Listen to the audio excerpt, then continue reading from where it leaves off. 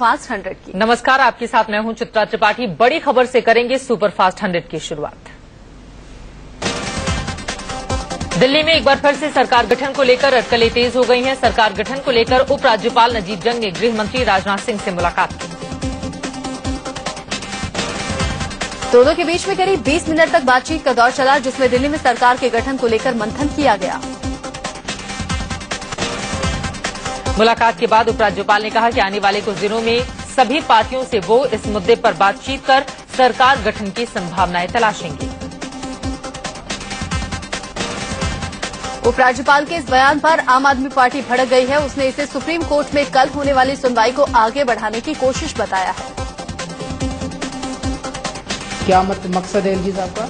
कल supreme court की hearing आ रही है। कल सुप्रीम कोर्ट में एडजर्नमेंट लेने के काम आएगा एलजी साहब का स्टेटमेंट कि भाई अभी कुछ दिनों में ऑल पार्टी मीटिंग बुला रहे हैं। कांग्रेस ने उपराज्यपाल के दलों से मिलकर बातचीत करने के फैसले को गैर जरूरी करार दिया है। कांग्रेस का कहना है कि जब किसी के पास बहुमत की गुंजाइश नहीं है तो राज्यपाल मुलाकात करेंगे क्या। दिल्ली में सबसे ज्यादा विधायकों वाली बीजेपी चाहे तो फिलहाल अल्पमत की सरकार बना सकती है। 23 दिसंबर को तीनों सीटों के उपचुनाव के नतीजे आ जाएंगे, जिसके बाद आगे की तस्वीर साफ होगी। फिलहाल 70 सीटों वाली दिल्ली विधानसभा में 67 विधायक हैं, क्योंकि बीजेपी के 3 एमएलए सांसद बन चुके हैं। इसीलिए बहुमत के लिए 34 विधायकों की जरूरत है।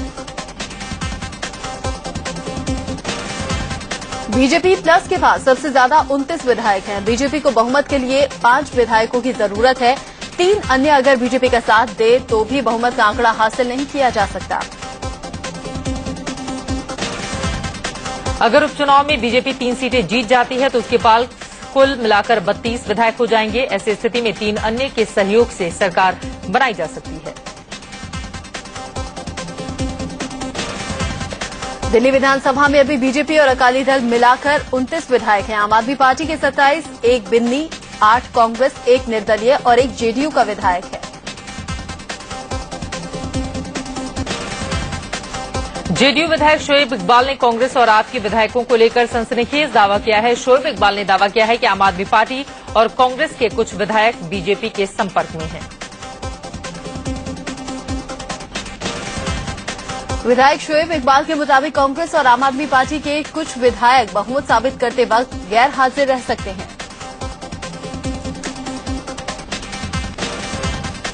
केंद्र सरकार ने विदेशों में रकम जमा करने वाले 627 खाताधारकों की लिस्ट सुप्रीम कोर्ट को सौंप दी है। अटॉर्नी जनरल मुकुल रोहतगी ने सीलबंद लिफाफे में लिस्ट कोर्ट को सौंप दी।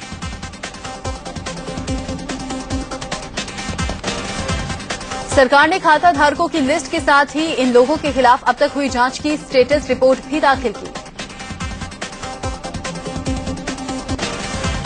सुप्रीम कोर्ट ने एसआईटी खातों की जांच के लिए एसआईटी को 31 मार्च 2015 तक की डेडलाइन दी है। 30 नवंबर तक एसआईटी को जांच की स्टेटस रिपोर्ट देने के लिए कहा गया है। सुप्रीम कोर्ट ने सरकार को भरोसा दिलाया कि सीलबंद लिफाफे को गोपनीय रखा जाएगा। सुप्रीम कोर्ट ने कहा रिपोर्ट देने के लिए कहा गया है।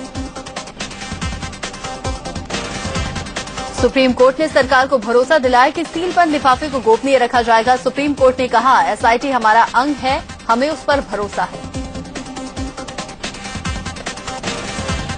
कोर्ट ने कहा कि विशेष जांच दल एसआईटी के चेयरमैन और वाइस चेयरमैन ही खाताधारकों के नामों वाले सीलबंद लिफाफे को खोल सकते हैं। सरकार की तरफ से अटॉर्नी जनरल मुकुल रोहतगी ने बताया कि खातों की पूरी डिटेल के साथ रिपोर्ट सुप्रीम कोर्ट को सौंपी गई है। लिस्ट में 627 नाम हैं।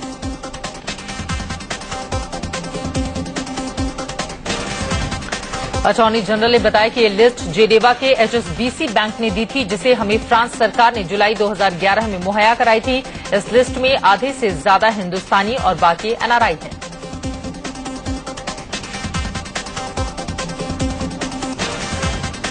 अटॉर्नी जनरल ने यह भी साफ किया कि लिस्ट में जितने भी एनआरआई हैं वो इनकम टैक्स कानून के दायरे से बाहर हैं। इस मामले में उनकी जांच नहीं होगी।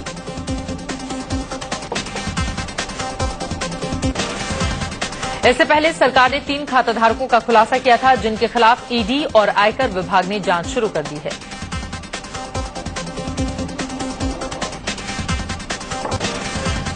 विपक्ष के बाद अब शिवसेना ने काले धन को लेकर मोदी सरकार पर निशाना साधा है। मुखपत्र सामना में सरकार की तरफ से महज 3 लोगों के नाम का खुलासा करने को लेकर तंज किया गया है।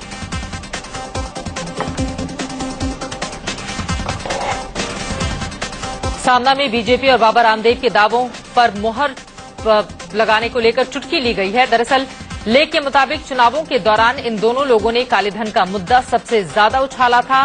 तो अब क्या हो गया, इस तरह का आर्टिकल छपा है।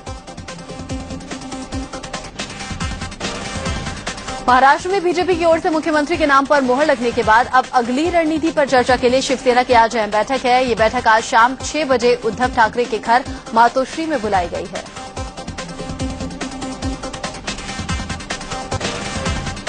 सूत्रों से यह भी खबर है कि महाराष्ट्र में बीजेपी और शिवसेना से डील निर्णायक दौर में है। इस डील के मुताबिक शिवसेना को केंद्र में एक कैबिनेट और 2 राज्य मंत्री मिल सकते हैं।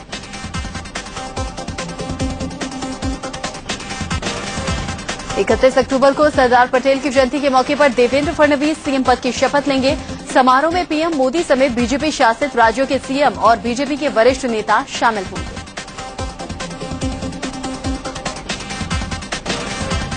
महाराष्ट्र में बीजेपी विधायक दल के नेता चुने गए देवेंद्र फडणवीस ने कल राजभवन पहुंचकर राज्यपाल विद्यासागर राव से मुलाकात कर सरकार बनाने का दावा पेश किया।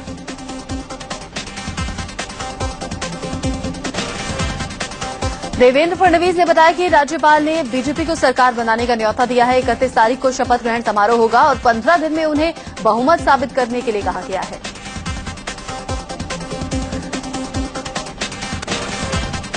बीजेपी नेता देवेंद्र फडणवीस महाराष्ट्र के नए मुख्यमंत्री होंगे। कल मुंबई में देवेंद्र फडणवीस को बीजेपी के विधायक दल का नेता चुना गया। राजनाथ सिंह वहां पर मौजूद रहे, उसकी तस्वीरें भी आपके सामने हैं। जब उन्हें नेता चुन लिया गया उसके बाद देवेंद्र फडणवीस काफी ज्यादा खुश नजर आए और उनके चेहरे की खुशी इन तस्वीरों में साफ साफ देखी जा सकती है। महाराष्ट्र में बीजेपी कैसे सरकार बनाएगी, इसकी तस्वीर अभी साफ नहीं हुई है। बहुमत के लिए 145 विधायकों की जरूरत है। बीजेपी के पास 121 और 1 उसके सहयोगी दल के पास है।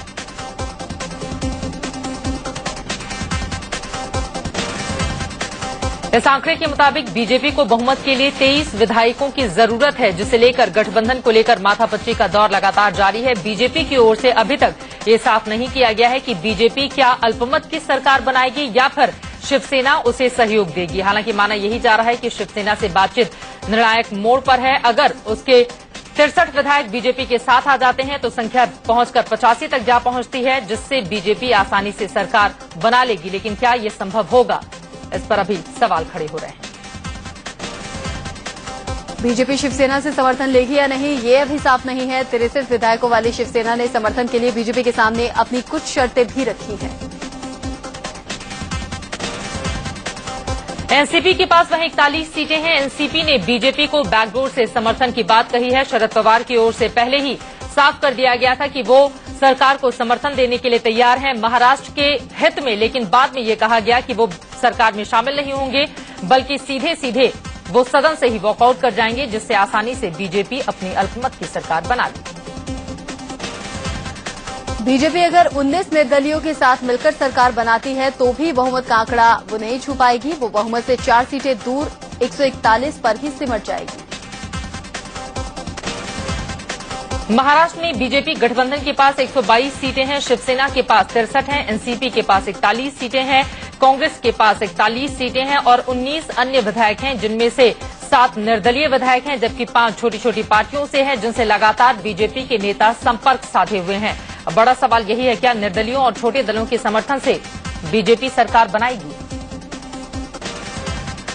दिल्ली में राज्यसभा सांसद अमर सिंह ने एसपी सुप्रीमो मुलायम सिंह यादव के घर जाकर उनसे मुलाकात की। दोनों के बीच हुई अहम बैठक के दौरान अखिलेश यादव भी मौजूद रहे। खबर यह है कि बैठक में अमर सिंह के समाजवादी पार्टी में वापसी पर चर्चा हुई है, साथ ही राज्यसभा चुनावों को लेकर भी बात हुई है। अमर सिंह समेत 11 राज्यसभा सांसदों का कार्यकाल खत्म हो रहा है। इसी वजह से माना यही जा रहा है कि अमर सिंह की दोबारा वापसी समाजवादी पार्टी में हो सकती है, क्योंकि नवंबर में राज्यसभा का कार्यकाल अमर सिंह का पूरा हो रहा है।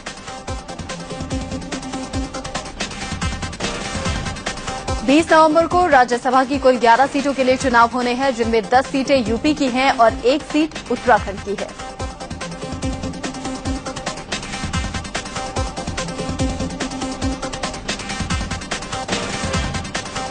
उधर हरियाणा के मुख्यमंत्री मनोहर लाल खट्टर ने मंत्रियों को विभाग बांट दिए हैं। गृह और कुछ अहम विभाग मुख्यमंत्री ने खुद अपने पास रखने का फैसला किया है। कैप्टन अभिमन्यु को वित्त मंत्री और रामविलास शर्मा को परिवहन और शिक्षा मंत्री बनाया गया है। ओपी धनखड़ कृषि और सिंचाई मंत्री होंगे तो अनिल विज स्वास्थ्य, खेल और युवा मामलों का कामकाज संभालेंगे।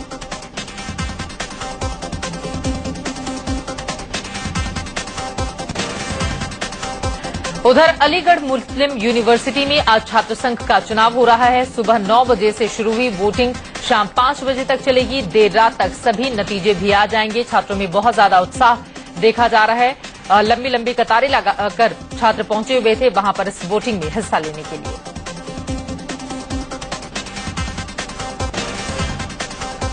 महिला से रेप के मामले में फंसे राजस्थान के पूर्व मंत्री बाबूलाल नागर को हाईकोर्ट ने अंतरिम जमानत दे दी है। बेटी की शादी को देखते हुए उन्हें ये जमानत मिली है।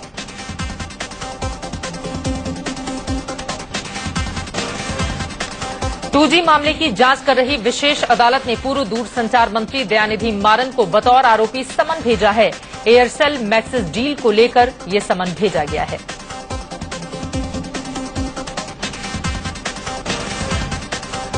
गंगा की सफाई पर केंद्र और राज्य सरकारों को सुप्रीम कोर्ट ने फटकार लगाई है। कोर्ट ने कहा कि प्रदूषण रोकने में सरकार नाकाम रही है। प्रदूषण फैलाने वाली कंपनियों के खिलाफ भी कोई कार्रवाई नहीं कर पाई है।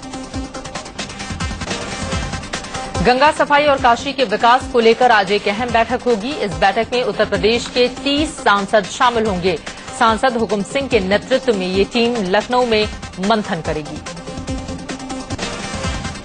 खबर है कि नवंबर के पहले हफ्ते में पीएम नरेंद्र मोदी मंत्रिमंडल का विस्तार कर सकते हैं। सूत्रों के हवाले से खबर है कि इस बार 15 से 20 मंत्रियों को शपथ दिलाई जा सकती है।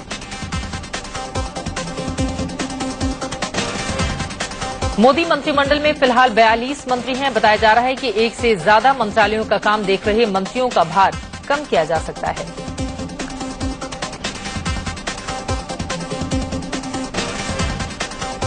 केंद्र सरकार ने पूर्व गृह मंत्री सरदार वल्लभ भाई पटेल की जयंती को धूमधाम से मनाने का फैसला किया है। 31 अक्टूबर को सरदार पटेल का 139वां जन्मदिन है और इसके लिए बड़े पैमाने पर तैयारियां भी चल रही हैं।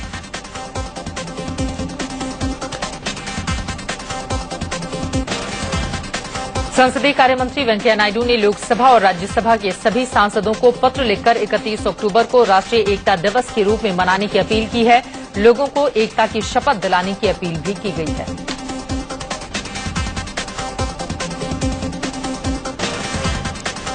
नायडू ने चिट्ठी में लिखा है कि सभी सांसद अपने स्थानीय क्षेत्र, संसदीय क्षेत्र और जिला मुख्यालयों पर सुबह 8 बजे से 9 बजे तक एकता दौड़ का आयोजन करें। इसके लिए छात्रों, युवाओं और अन्य लोगों को साथ लाने के लिए भी कहा गया है।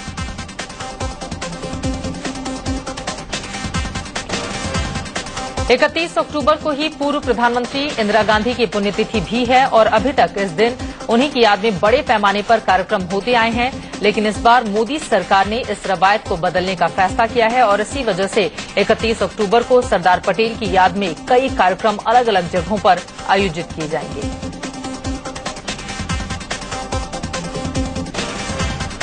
जम्मू कश्मीर के हंदवाड़ा में पुलिस एनकाउंटर में 3 आतंकवादी मारे गए। आतंकियों के पास से भारी मात्रा में हथियार और गोला बारूद बरामद किया गया है। इलाहाबाद के कीटगंज इलाके में एक चाय की दुकान पर हुए जोरदार धमाके में एक मजदूर घायल हो गया। धमाका इतना जोरदार था कि पूरी दुकान तहस नहस हो गई। उसकी तस्वीरें आपके सामने हैं। दुकान में रखा पूरा सामान भी अब किस तरह से बिखर गया और पूरी की पूरी छत भरभराकर नीचे गिर पड़ी। चाय की दुकान पर हुआ धमाका इतना जोरदार था कि आसपास के मकानों में दरारें पड़ गईं। धमाका कैसे और किस चीज से हुआ, इस बारे में अभी कुछ पता नहीं चल पाया है। हालांकि पुलिस पूरे मामले की जांच की बात कर रही है। ये धमाका सुबह लगभग 6 बजे हुआ। लोगों की माने तो धमाके के बाद कुछ देर के लिए अंधेरा छा गया। मौके पर पहुंचा बम और डॉग स्क्वाड धमाके के कारणों की जांच कर रहा है। इलाहाबाद में एक ट्रक और कार के बीच में हुई टक्कर के बाद कार गंगा में जा गिरी, जिससे कार में सवार 2 लोगों की मौत हो गई। यह हादसा इलाहाबाद फाफामऊ मार्ग पर आजाद पुल पर हुआ।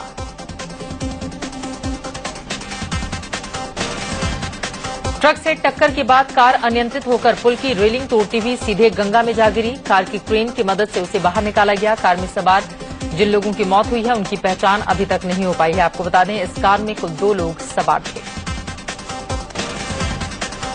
उत्तराखंड के रुद्रप्रयाग में केदारनाथ हाईवे पर एक ट्रैक्टर अनियंत्रित होकर 150 मीटर गहरी खाई में जा गिरा।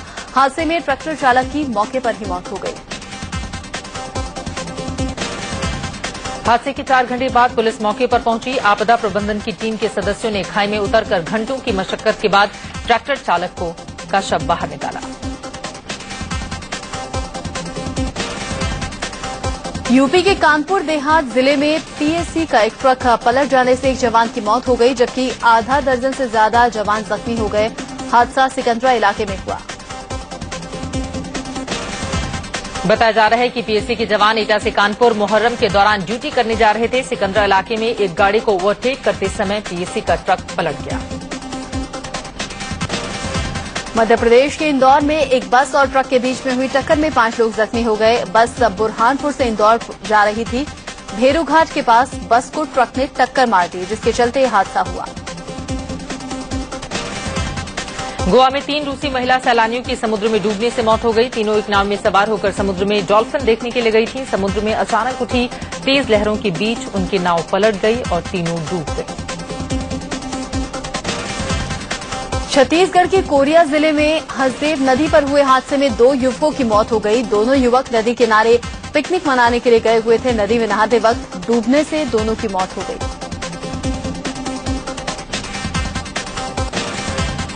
यूपी के हापुड़ में इलेक्ट्रॉनिक्स की दुकान में भीषण आग लग गई। आग से लाखों का सामान जलकर राख हो गया। 4 घंटे की कड़ी मशक्कत के बाद आग पर काबू पाया जा सका। आग से लाखों का सामान जलकर राख हो गया है। उसकी तस्वीरें आपके सामने हैं।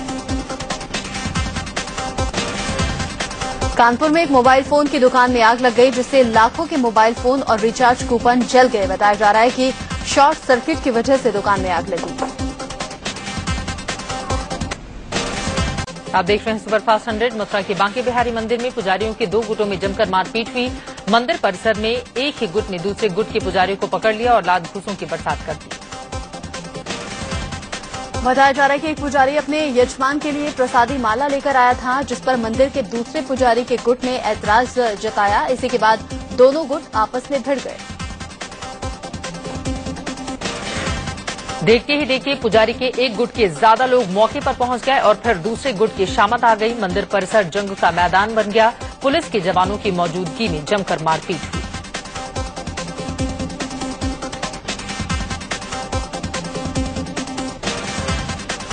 दिल्ली से सटे गुड़गांव में मेघालय की रहने वाली 30 साल की एक महिला ने फांसी लगाकर खुदकुशी कर ली। फांसी की वजह पारिवारिक कलह बताई जा रही है।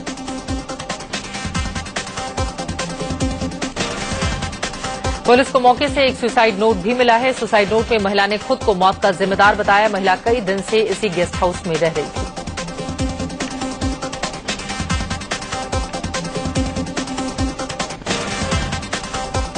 कानपुर के चंदारी स्टेशन के पास रेलवे ट्रैक पर एक विदेशी शख्स का शव एक बैग में मिलने से हड़कंप मच गया।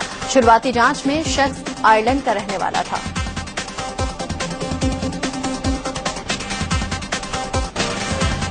यूपी के आगरा में 7 साल की मासूम बच्ची से रेप का सनसनीखेज मामला सामने आया है। रेप का आरोप पड़ोस के ही एक युवक पर लगा है। आरोपी फिलहाल फरार है।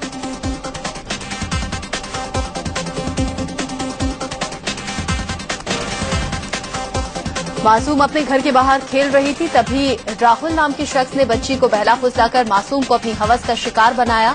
मासूम को इलाज के लिए अस्पताल में भर्ती करवा दिया गया है।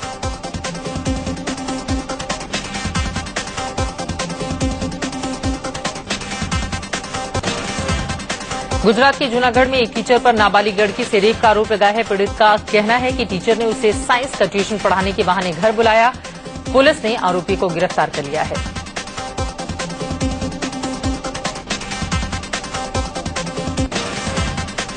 यूपी के फिरोजाबाद में छेड़छाड़ से तंग आकर एक नाबालिग छात्रा ने फांसी लगा ली। पड़ोस का एक लड़का अक्सर लड़की से छेड़खानी करता था। पुलिस ने आरोपी के खिलाफ मुकदमा दर्ज कर जांच शुरू कर दी है।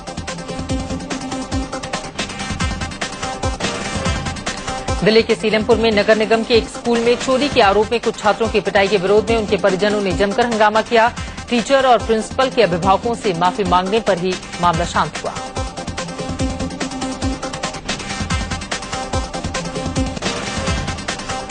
यूपी के बांदा में बदमाशों ने एक यात्री को चलती ट्रेन से फेंक दिया। यात्री अस्पताल में भर्ती है। बदमाशों ने इस यात्री से लूटपाट की कोशिश की और विरोध करने पर ट्रेन से धक्का दे दिया।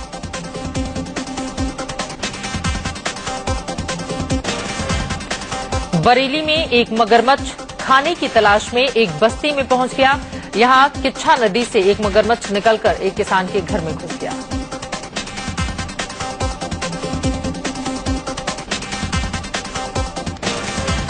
मगरमच्छ देखते ही गांव में अफरा तफरी मच गई। आनंद फानन में वन विभाग और पुलिस को इसकी खबर दी गई।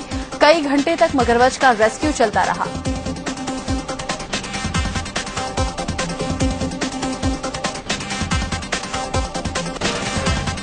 बताया जा रहा है ये मगरमच्छ रात भर किसान की चारपाई के नीचे लेटा रहा। सुबह घर की सफाई के दौरान जब इसे देखा गया तो लोग सन्न रह गए। उसे पकड़कर फिर नदी में छोड़ दिया गया है। ये तस्वीरें देखिए, मगरमच्छ की तस्वीरें, और उसके बाद डर और दहशत के मारे लोग छतों पर चढ़ गए।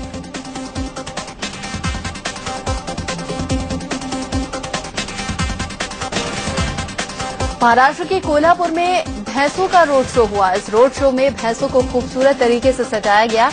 इस आयोजन में चुनाव के रंग भी दिखे। किसी भैंसे पर बीजेपी की छाप थी तो किसी पर शिवसेना की।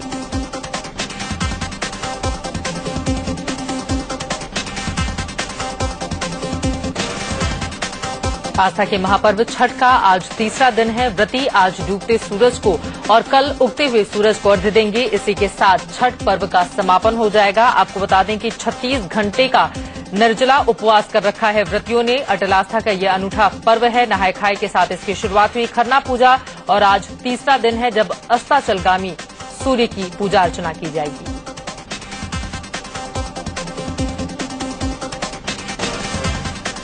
प्रधानमंत्री नरेंद्र मोदी ने छठ पर लोगों को शुभकामनाएं देते हुए ट्वीट किया है। मोदी ने कहा कि सूर्यदेव की ऊर्जा और प्रकाश राष्ट्र को और हम सब के जीवन को ऊर्जावान बनाती रहे।